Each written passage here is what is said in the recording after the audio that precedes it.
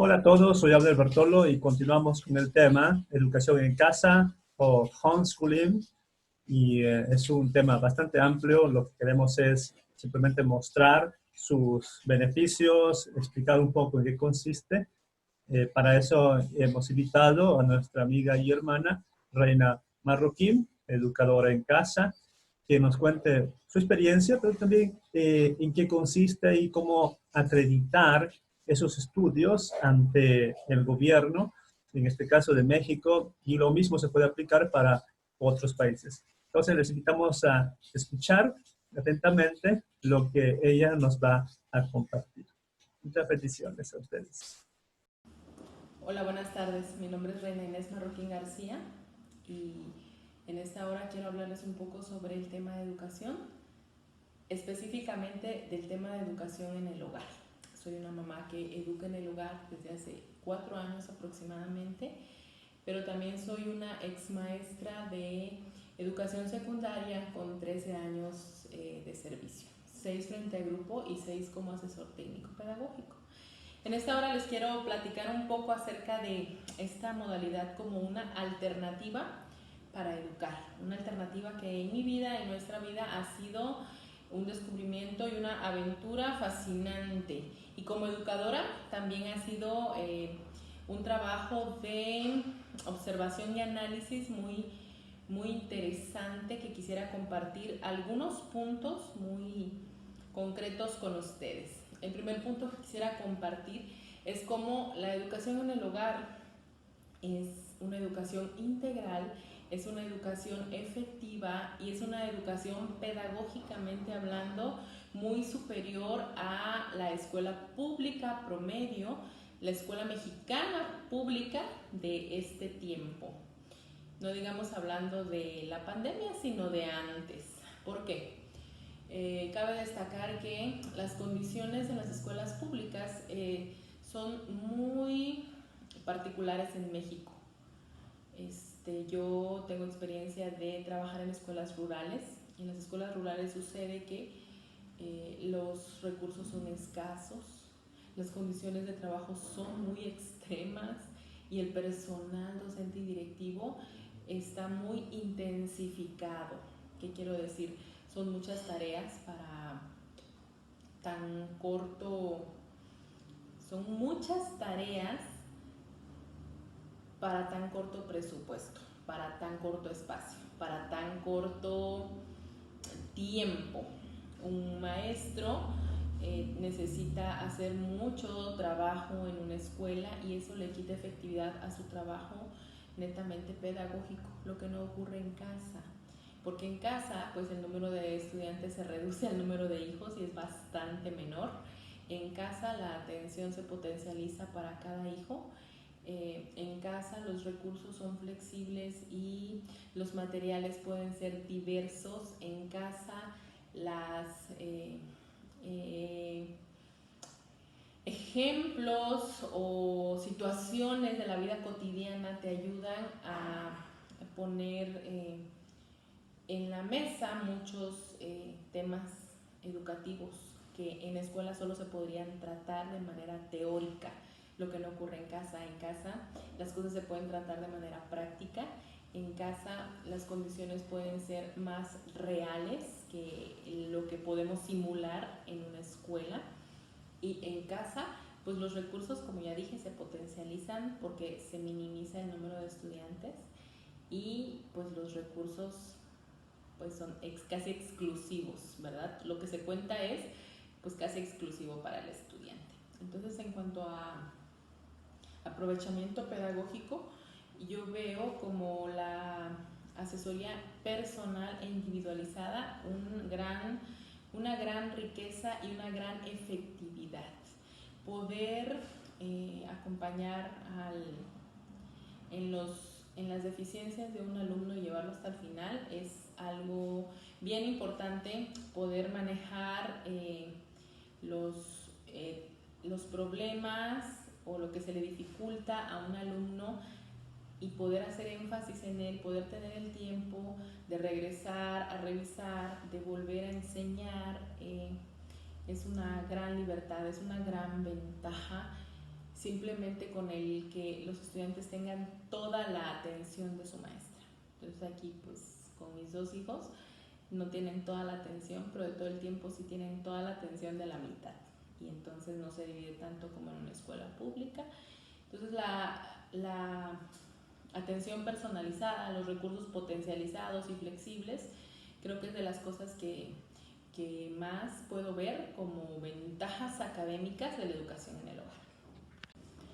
Una de las grandes dudas, porque existen varias, pero es la manera en cómo se va a certificar el conocimiento en los alumnos que están en casa, ¿no? A diferencia de la escuela pues pública, en la que las calificaciones se van poniendo cada bimestre y los bimestres son 5 y se dividen, entonces obtienes calificaciones que certifica una plataforma a nivel nacional. En casa, pues en México existen condiciones diferentes para cada país, pero en México esto no se ha reglamentado, no se ha regulado, ni para bien ni para mal. Es decir, no existe una ley que te prohíba hacerlo, pero tampoco existe una alternativa en la que tú estés dando cuenta desde casa a Secretaría de Educación para certificar. Pero sí existe una institución para adultos que fue creada precisamente para adultos que por alguna circunstancia no han estudiado, o para niños en situaciones también muy particulares como enfermedad o como un sistema de vida, como estas personas que, por ejemplo, los hijos de los cirqueros que viajan y no pueden estar en una escuela todo el tiempo. Hay como que esta opción y esta flexibilidad de poder certificar los conocimientos al final de un periodo de educación básica, es decir, al final de primaria y al final de secundaria, porque hasta este momento el preescolar pues no es obligatorio para todos. Entonces tú puedes certificar tus conocimientos a llegada de edad en 6º grado, acudiendo a Linea, a una de estas oficinas donde te van a hacer un examen de diagnóstico, vas a pasar por un proceso en el cual a través de exámenes pues tú vas a certificar los conocimientos. Esa es la manera en que en México la gran mayoría de familias que educan en el hogar certifican.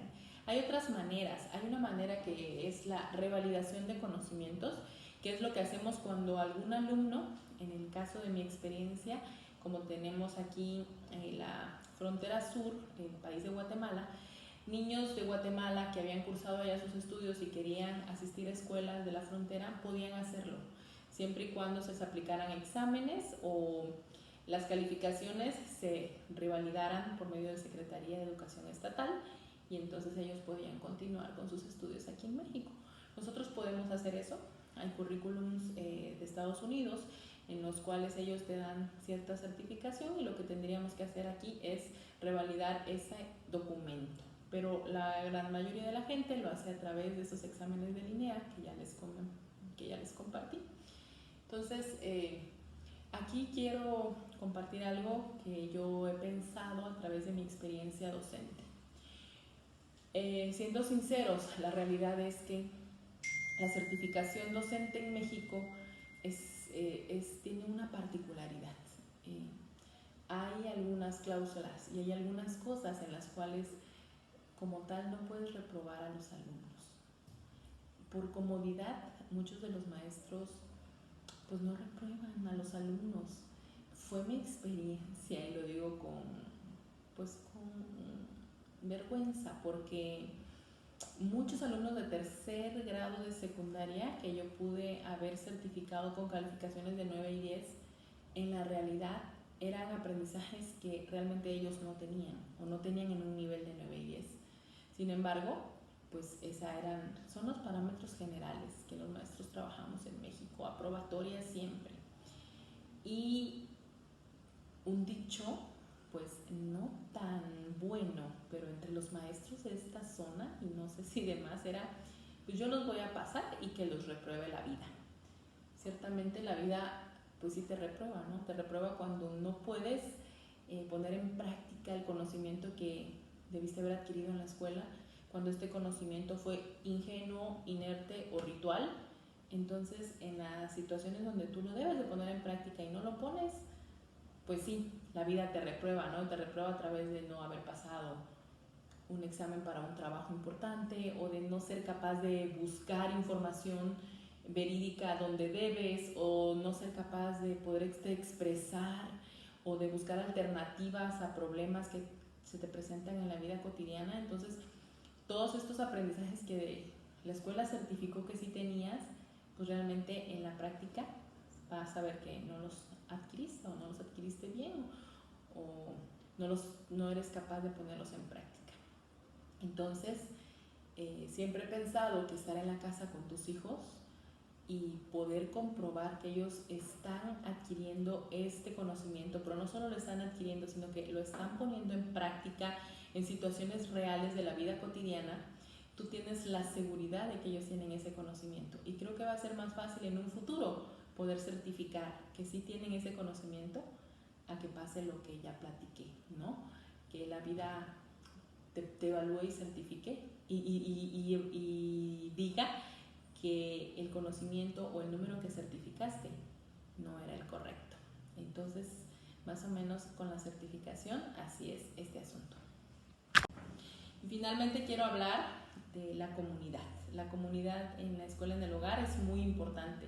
Es imprescindible que la familia participe, la familia completa, la familia extendida, es decir, abuelos, primos, tíos, todos se convierten en la educación en el hogar en maestros de estos alumnos que son tus hijos. Siempre está el tío que es especialista en algún oficio o la tía que es especialista en algún tema en particular, y en esta convivencia con los sobrinos o con los nietos, en este mismo vivir, una especialista en algo puede enseñarle a tu hijo. Tienes al alcance a muchos maestros al tener al alcance una buena relación con la familia extendida. Los abuelos son importantes en el desarrollo integral de los hijos que están en el hogar, y es muy bonito cuando todos participan y están de acuerdo en la educación que se lleva a cabo en el hogar. Así como la familia extendida, también los amigos, la iglesia, forma parte muy especial y muy importante en el desarrollo integral de los alumnos, ya que pues la relación y la convivencia hacen de cualquier proceso de enseñanza-aprendizaje un proceso grato, un proceso ameno, un proceso completo. Somos seres relacionales, somos subjetivos, y alguien decía, porque soy sujeto, soy subjetiva, no puedo ser objetiva porque no soy objeto. Entonces, en esta parte de la subjetividad, en esta parte de las relaciones interpersonales, la comunidad de familias que educan en el hogar es muy importante. Tenemos la bendición de no solamente ser una familia, sino varias familias las cuales nos podemos animar y edificar unas a otras. Cada familia tiene su propia particularidad, cada familia es especial y va a tener su propio horario, su propia disciplina, su propio ritmo, pero lo que nos hace compañeros o lo que nos hace tener lazos fraternales es esta idea de que dentro de nuestras familias queremos glorificar a Dios, dentro de nuestras familias queremos educar hijos de forma integral, educar hijos con la sabiduría que proviene de la palabra de Dios y con el carácter para poder ser buenos ciudadanos y asimismo servir a la comunidad civil, a la sociedad en general. Yo espero que la información, explicación de Reina les resulte muy útil y que pronto ustedes también tengan esta alternativa. Puede ser complementaria a la educación que dan a sus hijos en la escuela, pero recuerden que la responsabilidad principal de educar de manera integral a los hijos depende de los padres. Dios les bendiga grandemente y no olviden suscribirse al canal, poner un me gusta, compartir este video. Un abrazo para todos. Chao, chao.